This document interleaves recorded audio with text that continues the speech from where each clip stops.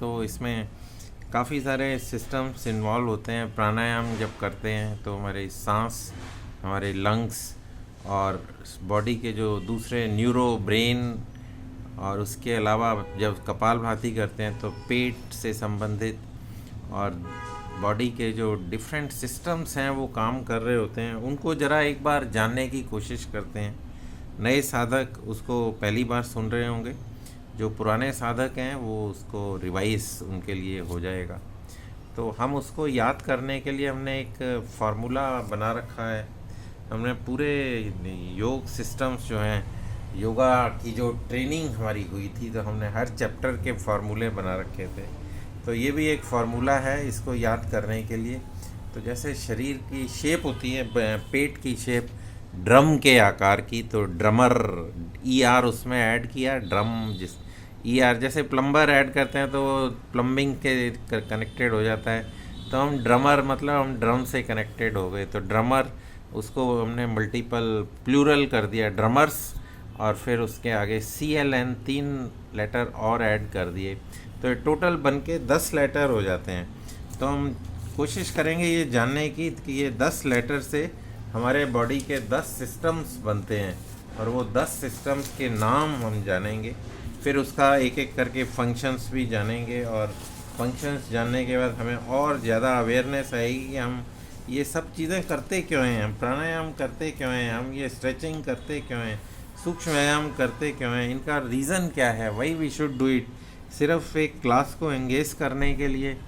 ऐसे हमारे एक जो सिविल इंजीनियर थे, उन्होंने पूछा कि ये क्लास में क्यों इसको पढ़ाते हैं, कभी किसी ने सोचा?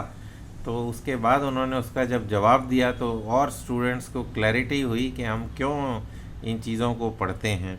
तो इसी तरह हम ये drummer CLN DRUMERSCLN,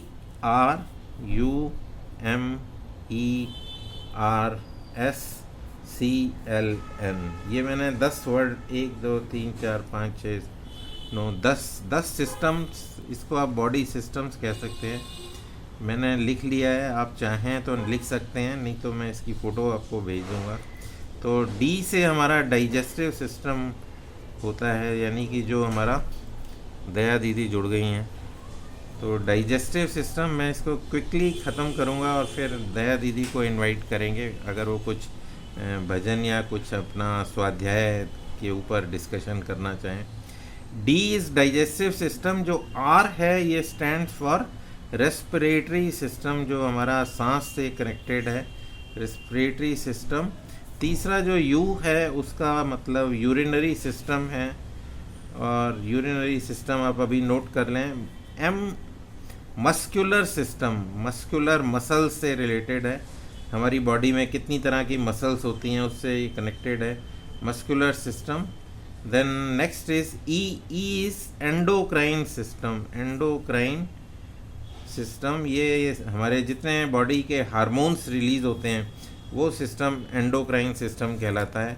next is reproduction system, जो सृष्टि की रचना और मैनकाइंड की जो रिप्रोडक्शन एक्टिविटी है उससे रिलेटेड रिप्रोडक्शन सिस्टम। और S जो है स्केलेटन, जो हमारा ढांचा है जिसमें सारा बॉडी के हाथ पैर लंग्स और बाकी स्कल से जो सिर का भाग और बाकी जो हिस्से हैं वो ढांचा, skeleton system.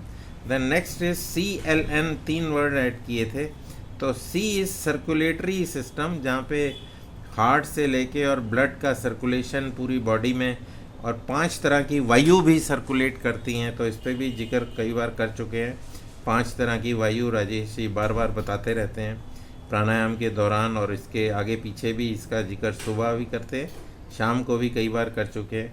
Then the lymphatic system, L lymphatic मतलब कि जो हमारे लिम्फ नोड्स हैं, जैसे बिल्डिंग के अंदर आपके गटर होते हैं और ढक्कन होते हैं उसके गटर के, और जब वो गटर चोक हो जाता है तो उसको साफ़ कर देते हैं, तो ऐसे बॉडी में भी कई जगह पे ये नोड्स लगे होते हैं, और ये अपने आप ऑटोमेटिक है, इसमें कोई हमें स्वीपर नहीं बुलाना पड़ता साफ़ करने के लिए।